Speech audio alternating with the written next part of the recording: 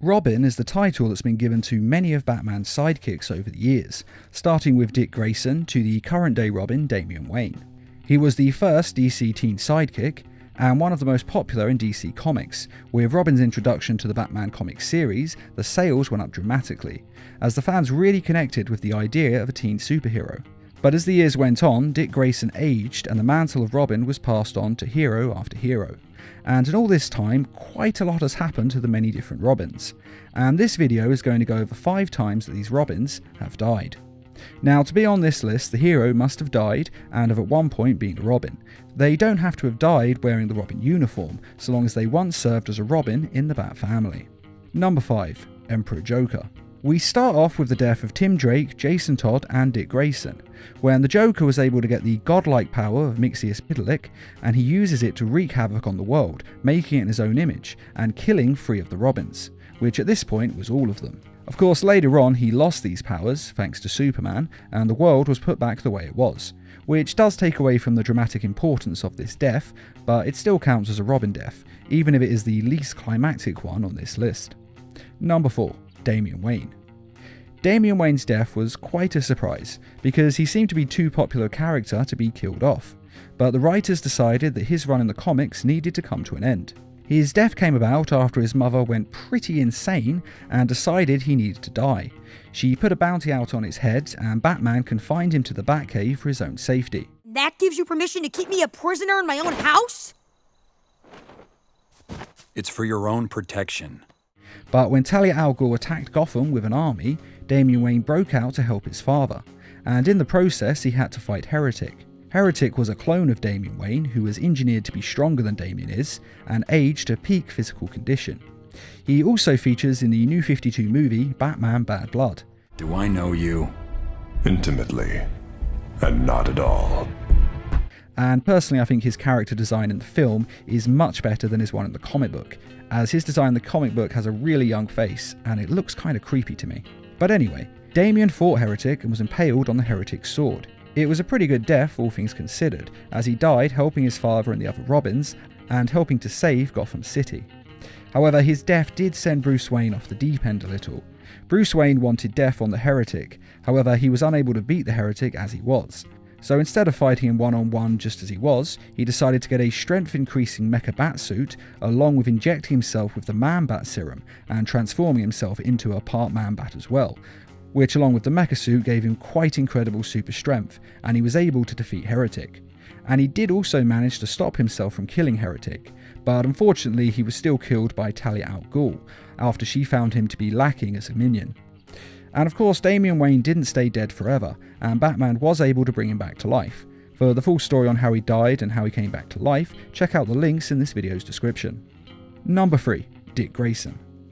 In the Injustice universe, the death of Dick Grayson is a crucial moment, and a huge turning point for Batman, especially towards Damian Wayne, his blood son, as it destroys pretty much any chance of the two having any kind of father-son relationship.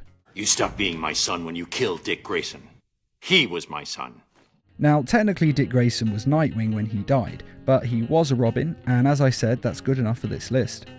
Now, I have to say that I did think Dick Grayson really got screwed over in this story.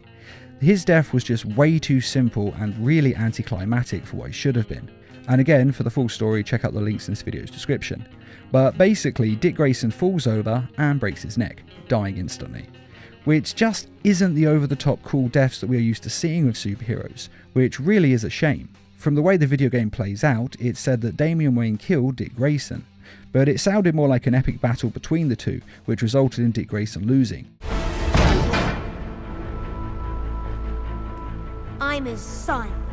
Or it at least sounded like Damian Wayne did intentionally mean to kill Dick Grayson, instead of just accidentally knocking him out and accidentally killing him. And an epic fight between the two of them would have been way better, at least in my opinion. After all, Nightwing has survived much worse injuries than this and been perfectly fine afterwards.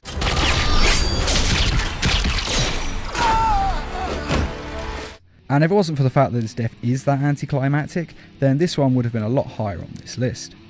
Fortunately though, Dick Grayson's story didn't end here. He has so far stayed dead, but he has also continued as a hero in the afterlife, and became the hero Deadman later on in the series. Again, for the full story on this, check out the links in this video's description. Number 2. Tim Drake. Tim Drake's death was completely unexpected and very, very painful to read. Tim Drake, along with his fellow Teen Titans, was trapped in the Phantom Zone for years, sitting out pretty much all of the Injustice event, and it seemed as though he was going to stay in the Phantom Zone forever. But fortunately, Batman was able to rescue the Teen Titans and bring them back home. And it's actually a very touching moment when the two are reunited, which is rare in the Injustice universe. And then in a style reminiscent of Game of Thrones, they kill off Tim Drake with a laser blast through the heart from General Zod. It's tragic and horrible, and I really wish it hadn't happened, as I would have loved for Tim Drake to have become Batman's Robin once more, because he really does need a Robin in the Injustice universe. It's just not right him being on his own. But because of how painful this death was to watch, it is a powerful and extremely memorable moment in the Injustice universe, and one of the best Robin deaths that we've ever had. And it hit Batman hard, as the Injustice universe is pretty grim for Batman for the most part. You coward. We are at war with these animals. You think you're better than him? You let the Joker keep on killing. You couldn't save Lois or Jason or anyone! And him getting Tim Drake back was a light in the darkness. And I think that Batman felt the full force of that light, and that he felt it was a turning point for him in the Injustice universe, and that things were finally going to change and the world was going to be improved. And then Tim Drake died right in front of him, and there was absolutely nothing that he could do. It crushed Batman, and he wanted blood for what General Zod had done, and so he summoned his Batsuit, which was clearly made to fight Superman, and proceeded to beat General Zod with all the fury he could. He didn't kill General Zod, though if the fight had continued it would have been interesting to see if he would have crossed that line, but the choice was taken away from him, as the Amazo android landed and ripped off General Zod's head with ease, and then flew off. And though him dying was what he deserved, it didn't change the fact that Tim Drake was dead, who, as far as Batman knows at this point, is really the last Robin he had left, as Damian Wayne and him still aren't talking. And of course he doesn't know that Jason Todd has come back from the dead. And speaking of Jason Todd, number 1, Jason Todd. The death of Jason Todd was an incredible moment in comic book history. For the first time, DC let fans vote in to control a story, and the fans voted for Jason Todd's death. For the full story, check out the links in this video's description. But after Jason Todd was voted off, he was beaten severely with a crowbar by the Joker and then murdered in an explosion. And as good as the comic is, it was improved upon greatly in the film Batman Under the Red Hood, which was the best animated film DC ever made, and the second most profitable. So far it's managed to make a little over $11.5 million. And in case you're wondering, the highest grossing DC animated film is Superman Doomsday, which has made around $12.5 million. Of course, those amounts will increase as the future goes on, as sales will go up, but as of today in 2018, that's how much it's estimated that they've made. I couldn't actually find out the exact budget, but it wouldn't have been more than a few $1 million, because that's pretty much all these companies spend on those type of animated films. Though if anyone does actually know the exact amount it cost to make, please let us know in the comments. Of course, Jason Todd didn't stay dead. In the movie, he was resurrected by Ra's al Ghul, using a Lazarus pit. Ra's al Ghul did this because he felt that he had wronged Batman by killing his son. Although he was still killed by the Joker in the movie, it was Ra's al Ghul that had set the Joker upon them. I'm afraid I overestimated my ability to control the Joker, just as I underestimated his madness. And in the comics, his return was a little bit different.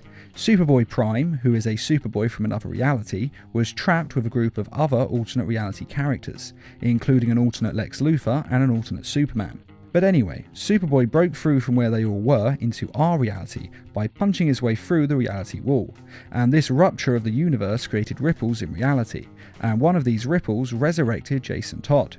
And though Jason Todd was now alive again, nothing in time had actually been changed. The entire universe's timeline unfolded in pretty much the same way. The only real difference was that Jason Todd suddenly went from being dead to being alive. And it's easy to see why they changed this for the movie, as the Lazarus Pit is a lot easier to explain to an audience, as this Superboy Prime death is a bit more involved when it comes to explaining, and may have been a bit too out there for some people to accept.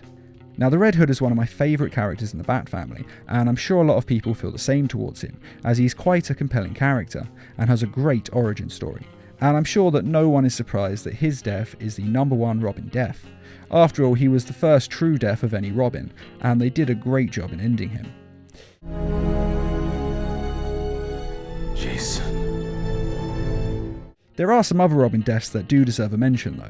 In the new Rebirth comics, Tim Drake sacrifices himself defending one of the Bat family bases from an army bent on its destruction. He was believed by everyone to be dead, but it was later revealed that he hadn't actually died. At the last second, he was teleported away by the mysterious Oz, so this wasn't a Robin death, but it was very close. And the rest of the universe and the Bat family did think that Tim Drake was dead.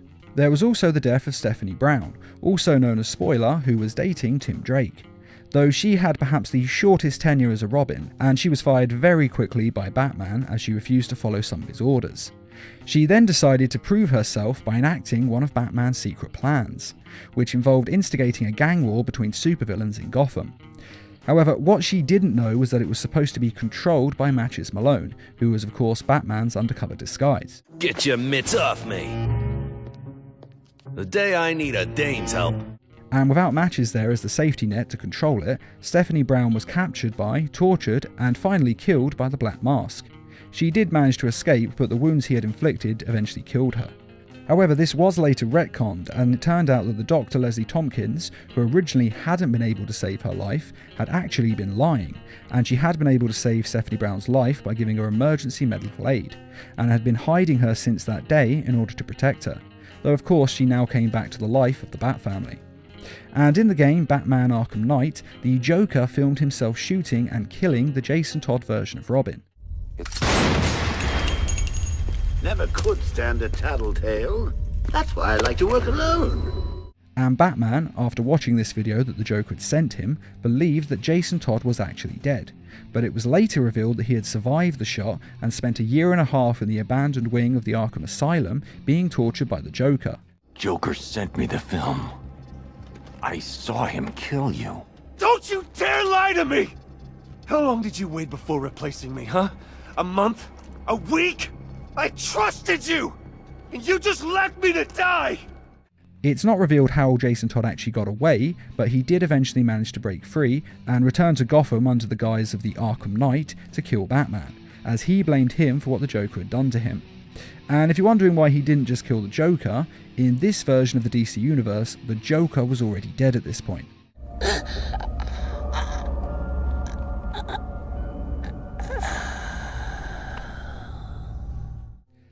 Though of course Jason Todd was eventually able to see the light and realise the truth, that it wasn't really Batman's fault that he had died.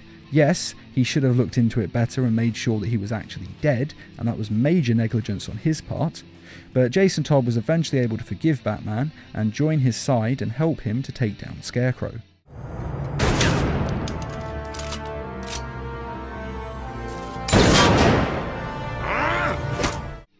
There are also the deaths that occur in the video game Batman Arkham VR.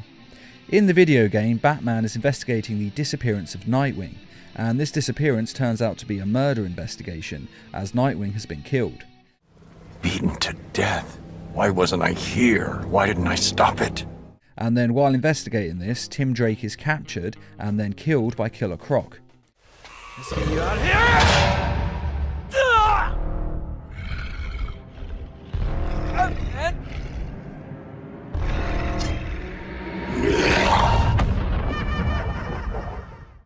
And it turns out that both Tim Drake being captured and Nightwing's death were orchestrated by Batman. This is of course a little bit confusing, but it turns out that Batman has been taken over by the Joker. And then it turns out this entire game was actually a dream, and neither Tim Drake nor Nightwing are dead. The dream, or rather the nightmare, occurs because Batman is terrified that he's turning into the Joker, because in the game Batman Arkham Knight, he has some sort of venom in his veins that is turning him into the Joker. Untreated, the blood's gestated too long. It's altering them. They're becoming... Joker. My God. And this VR game is set before that. To be honest, it's kind of a cop-out by the writers, because it looks like it's actually going to be quite interesting, and then they go with the most cliched ending ever, it was all just a dream. But it is still kind of fun to play, even though everything in it ends up being pointless. And the ending is needlessly confusing, because if you haven't actually played the Arkham Knight game, you will have no idea what's happening. I know why you're here. Your little buddy. Side kicked the bucket, didn't he? And finally, Dick Grayson faked his death after the world thought he had died during the DC Universe's event Forever Evil. During this story arc, his secret identity was revealed to the world, and he was thought to be killed by the supervillains. And originally, he didn't actually want to stay as a dead man, but Batman convinced him to go undercover to investigate Spiral for him. And even though Dick Grayson wanted to tell the rest of the Bat family, at the very least, as he didn't want to put any of them through all that guilt, Batman was able to convince him that the only way this plan would work was if only the two of them knew that he was alive. Now, personally, I think this was unnecessary, and they could have at the very least told the Bat family where he was, because they could have quite easily told at the very least Tim Drake, Damian Wayne, Batgirl, and Alfred that he was still alive, because they were the ones who felt it the worst. And later on, they would all resent him for doing this. And in my opinion, they're actually quite justified in resenting him for this, because like I say, there was no real reason not to tell them. It was really just to create secrets in the Bat family so they could create dramatic tension, which is fine to have dramatic tension as it can be quite entertaining, but this was just unnecessary. And that is the 5 best deaths of the Robins, and the best times that the Robins faked their deaths or had someone fake their death for them.